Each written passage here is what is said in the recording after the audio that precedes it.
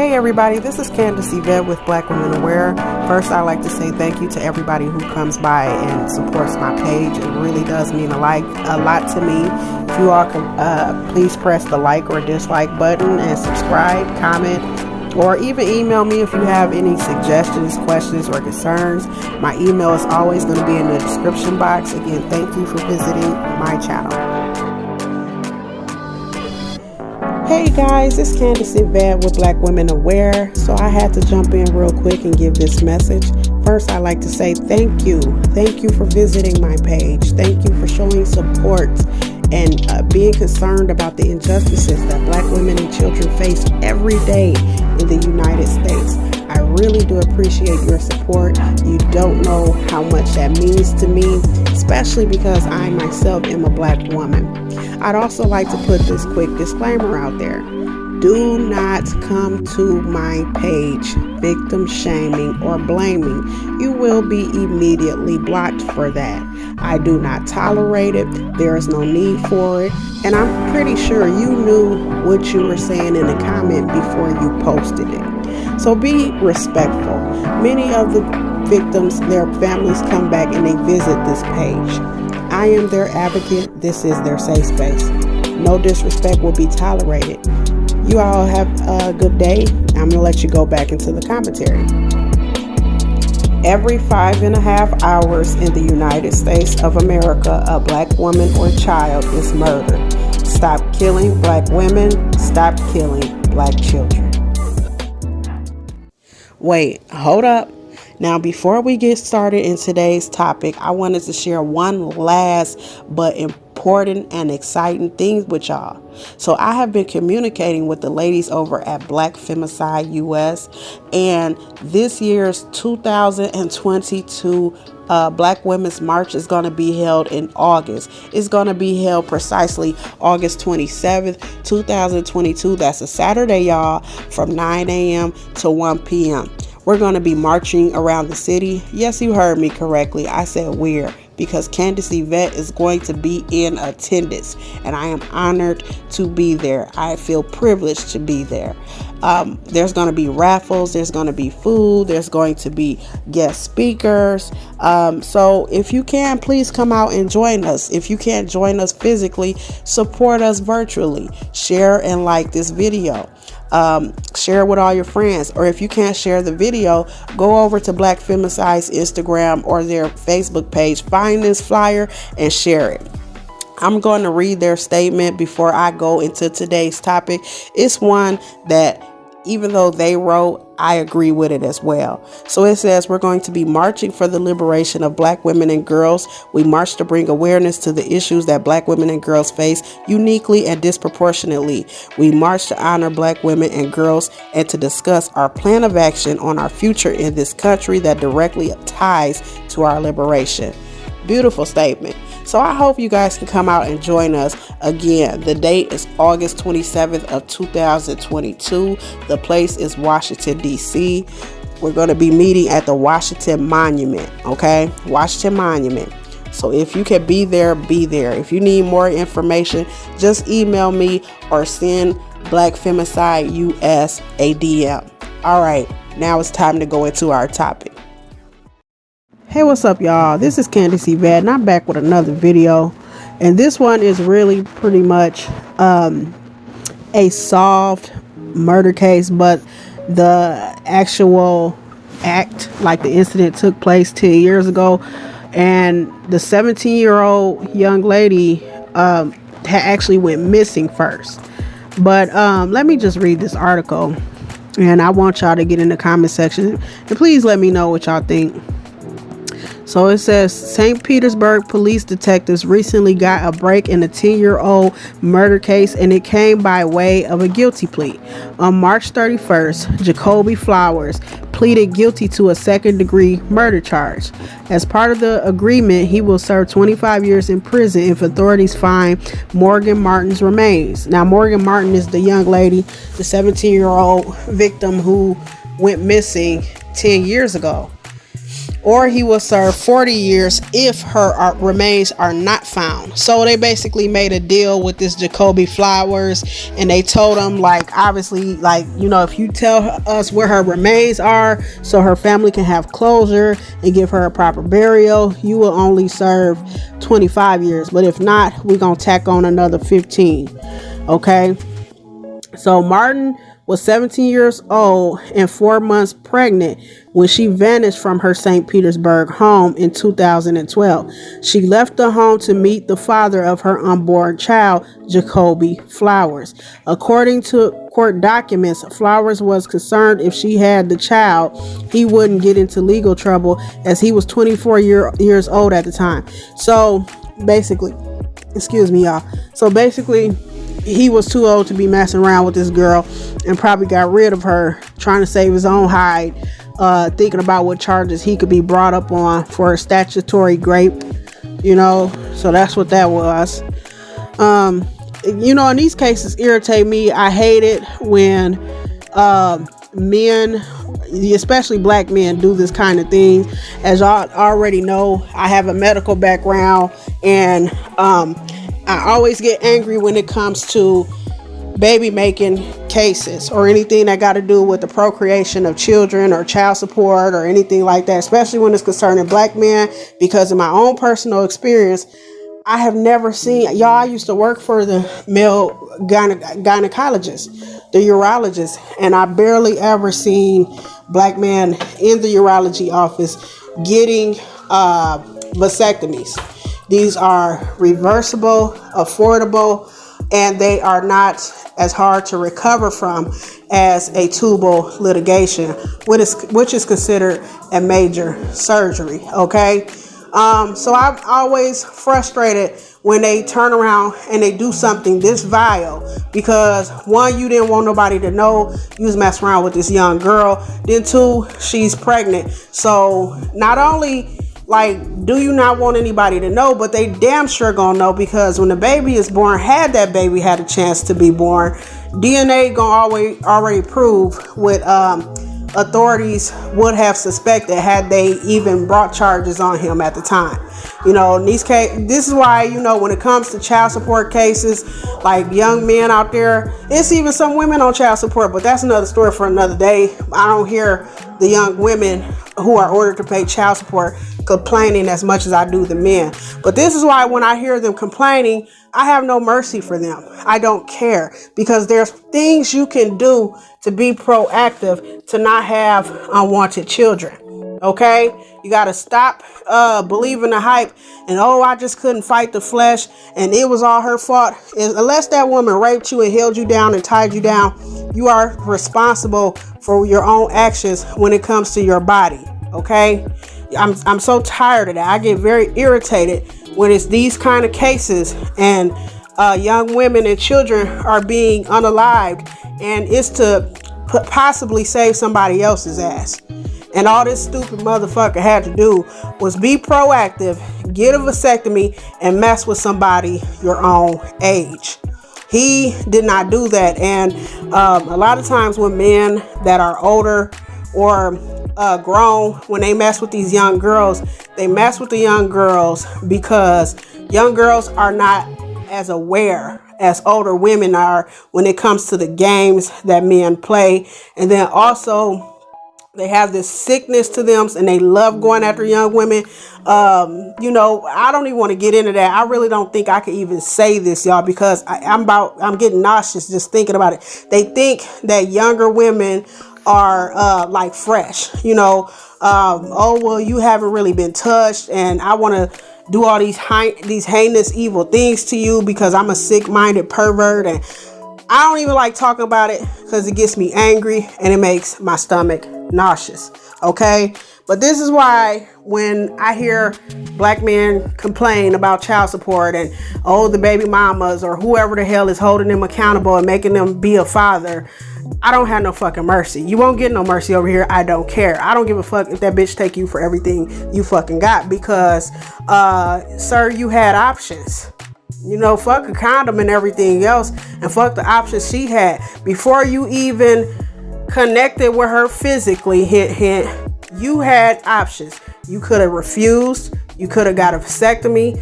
You know what I'm saying? It's options out there for you. The minute you do that act, whatever them two cells, if those two cells meet up, that sperm and that egg, from then on, that woman is solely responsible. And not only is she responsible, because a lot of times, like they used to say back in the day, mama's baby, daddy's maybe. That woman is solely responsible until she can prove you really are the father.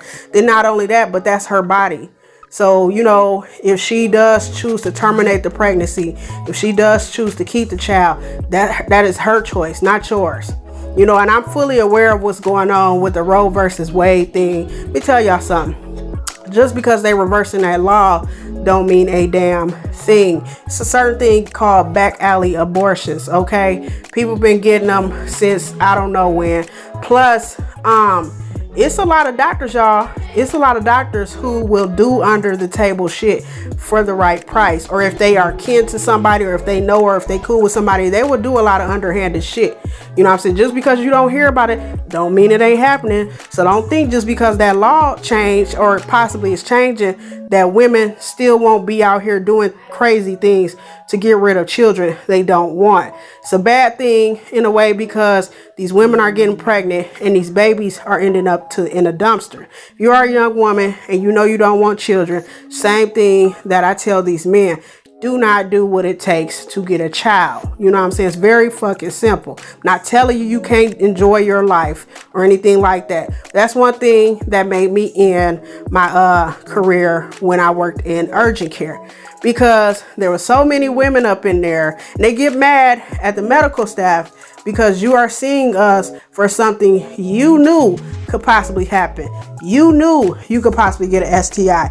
You knew you could probably get pregnant. You knew all of this going into that act. So don't come into the doctor's office looking like I'm the one who gave you the death sentence. I didn't do it.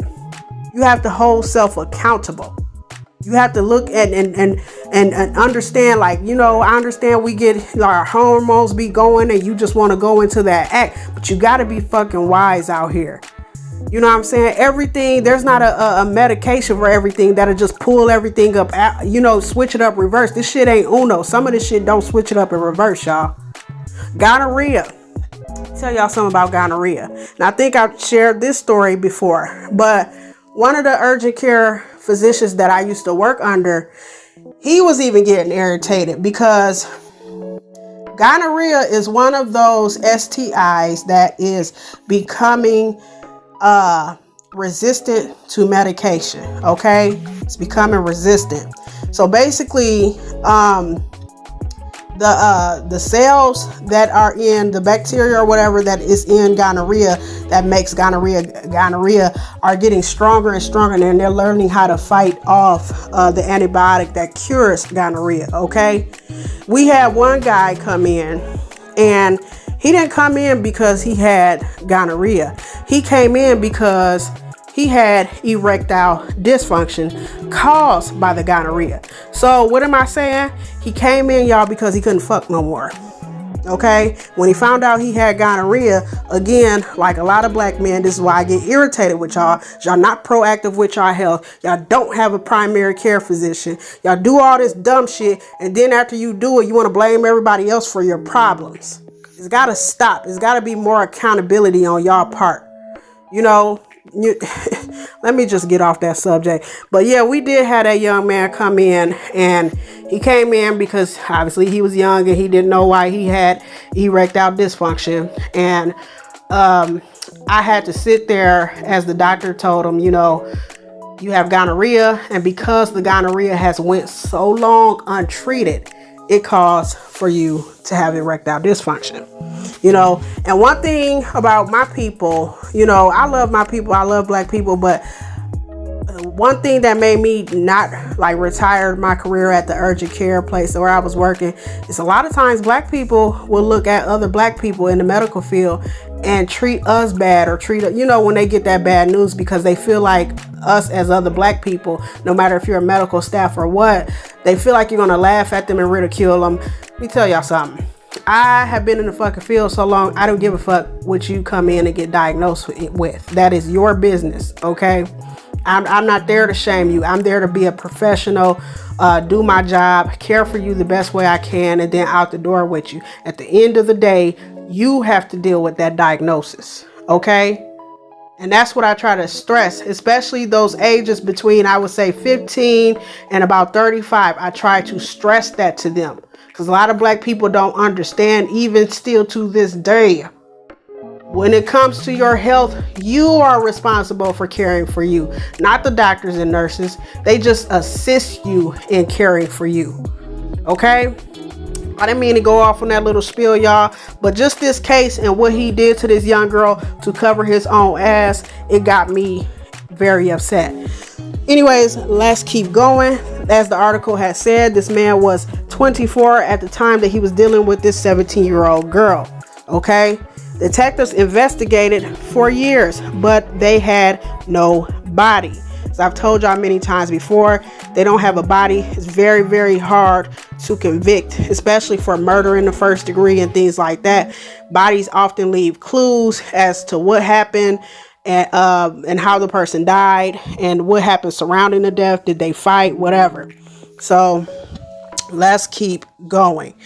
So they suspected Flowers had something to do with Martin's disappearance, but they didn't have enough evidence. You know, unfortunately, in this land of the US of A, if you don't have enough evidence, you can be sure as shit that they did this, but you can't convict. You know, the burden of proof is on the plaintiff. 4 years after Martin originally disappeared, Morgan Martin is the young lady. Police arrested Flowers, the young man, on a first-degree murder charge. They obviously couldn't get it to stick because they had no proof. They used evidence they found at a KFC where he worked, as well as extensive cell phone records, to prove he was involved in her disappearance and untimely her death. After pleading to the second-degree murder charge, he told police detectives they could find Martin's remains in a field in Pike County, Alabama. Detectives in St. Petersburg Police Department have been there all week. So, y'all, it does not take a human corpse that has not been properly prepared long to decompose. Okay, it does not take a body, especially in the heat, especially in places. Y'all see, he's from St. Petersburg, Florida. He took her remains, allegedly, according to his own word, to Alabama. They're in the heat, y'all. It does not take a body that long to decompose. So you, like usually I would say, at the most about a month, but that's the main stuff. Like, you know, everything for the body to be like clean, skeleton clean, it's gonna take a couple weeks. It doesn't take that long for a human corpse to decompose. I don't mean to creep y'all up. A lot of this stuff I found out when I was studying for my medical degree, but they actually have farms where human corpses are donated. People donate their remains to these farms, and they're like decomposing farms. And it's basically scientists or medical students who study the stages of decomposition. What has this helped with? This has helped solve murder cases and bring a timeline as to when a person died. So for those of you guys who like watching your investigation Discovery and things like that, Forensic Files, when you hear the narrator say things like, detectives found out approximately around 2:30 a.m. is when, that's because these scientists and these medical students, they have these decomposition farms. And basically what they do is they leave the body out. They don't prepare the body. They don't do anything. They leave the body out. They cage it so no wild animals, because it's just a circle of life. I know it sounds scary and creepy, but it is just the circle of life. Okay. So they cage the body so no wild animals will come and try to eat it or pull limbs off or whatever, what have you. And they handcuff it and tie it down and everything. And basically they let nature happen as far as the weather is concerned. And they watch the body go through these different stages of decomposition. And they leave the corpse out there from the time where it went out there normal looking, like a normal human being just walking the earth. They leave it out there from that time to where the skeleton is fully clean. Okay, you can search this stuff for yourself. Okay, so she was gone for 10 years. If what he's saying is true, he allegedly buried this young lady in Alabama And no disrespect to her family, but I'm pretty sure there wasn't anything left but skull and bones. Okay.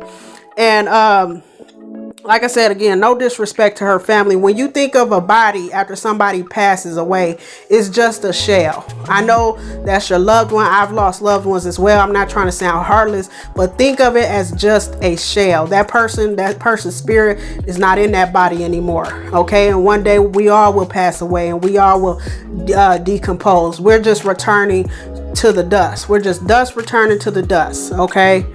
Let me keep going. So detectives from the St. Petersburg Police Department have been there all week. Yolanda Fernandez, a spokesperson for the detectives, says so far they haven't found anything. Not surprising. We are looking at a cotton field by the side of the highway on a 50+ acre farm because, you know, they can still find bones. So they're still going to look. Honestly, we have been pointing out one area, but it has been 10 years. So she's basically telling y'all in so many words what I just said. It's been 10 years, right? You're not going to find much of anything. So Fernandez says now that Flowers has entered a plea, detectives only want to find the remains to provide closure for Morgan Martin's loved ones. Our aim at this point, now that we have a conviction, is to bring Morgan home to her mother. She's already home to you, honey. She's home to you in spirit. Just think of it like that, because I know this situation is not easy on her family. And that has been our aim from the beginning, said Fernandez, to bring justice for Morgan and for her family. Okay. So with this all being said, he just got sentenced, y'all, on April 28th with 40 years because they never found this young lady's remains. That is the heartbreaking part for the family. But the silver lining in the cloud is that this man did get off home free. I personally wish he would have got life. You know, I wish he would have got life. He should have gotten more than that. You know what I'm saying? He shouldn't just be able to, you know, and he'll probably be like, like he was 24 when this happened. So he'll probably be in his 70s or 80s by the time he, you know, is released. But there should never be no release date for no idiot like this.